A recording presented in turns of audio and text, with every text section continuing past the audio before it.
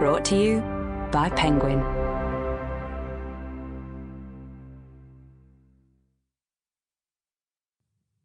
The Miracle of Mindfulness, the classic guide to meditation by the world's most revered master. By Thich Nhat Hanh. Read by John Sackville. Peace in oneself. Peace in the world. Foreword. When The Miracle of Mindfulness was first published, Thich Nhat Hanh quietly sowed the seeds of a revolution. With this important book, he introduced the idea of mindfulness to the Western world, showing people how to use simple meditation practices to ground themselves in the present moment.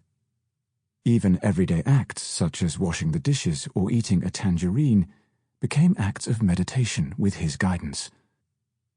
Today, mindfulness is a global phenomenon. Yet Thich Nhat Hanh's teachings remain as powerful and relevant as ever.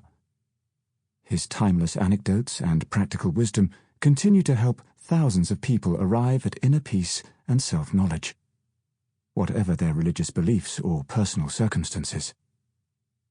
Celebrated around the world as a Zen master, a teacher of the art of mindful living, a writer and a vocal opponent of war, which led to his exile from his native Vietnam for 4 decades, Thich Nhat Hanh shows us how to pay attention, how to be grateful for each breath we take, and to connect with the beauty that surrounds us wherever we are and whatever we are going through.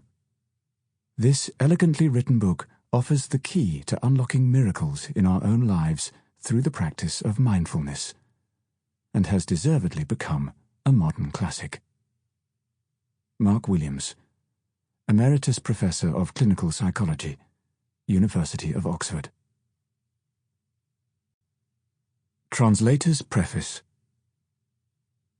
The Miracle of Mindfulness was originally written in Vietnamese as a long letter to Brother Quang, a main staff member of the School of Youth for Social Service in South Vietnam in 1974.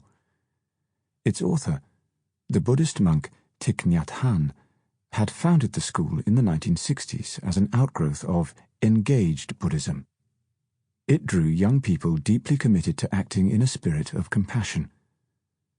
Upon graduation, the students used the training they received to respond to the needs of peasants caught in the turmoil of the war.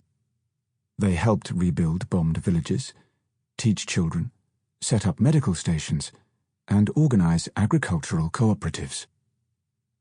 The workers' methods of reconciliation were often misunderstood in the atmosphere of fear and mistrust engendered by the war. They persistently refused to support either armed party and believed that both sides were but the reflection of one reality, and the true enemies were not people, but ideology, hatred, and ignorance. Their stance threatened those engaged in the conflict, and in the first years of the school, a series of attacks were carried out against the students. Several were kidnapped and murdered. As the war dragged on, even after the Paris Peace Accords were signed in 1973, it seemed at times impossible not to succumb to exhaustion and bitterness. Continuing to work in a spirit of love and understanding required great courage. From exile in France, Thich Nhat Hanh wrote to Brother Quang to encourage the workers during this dark time. Thich Nhat Hanh, Thai, the form of address for Vietnamese monks, means teacher, wished to remind them of the essential discipline of following one's breath to nourish and maintain calm mindfulness, even in the midst of the most difficult circumstances. Because Brother Quang and the students were his colleagues and friends, the spirit of this long letter that became The Miracle of Mindfulness is personal and direct. When Thai speaks here of village paths, he speaks of paths he had actually walked with Brother Quang. When he mentions the bright eyes of a young child, he mentions the name of Brother Quang's own son. I was living as an American volunteer with the Vietnamese Buddhist peace delegation in Paris when Thai was writing the letter.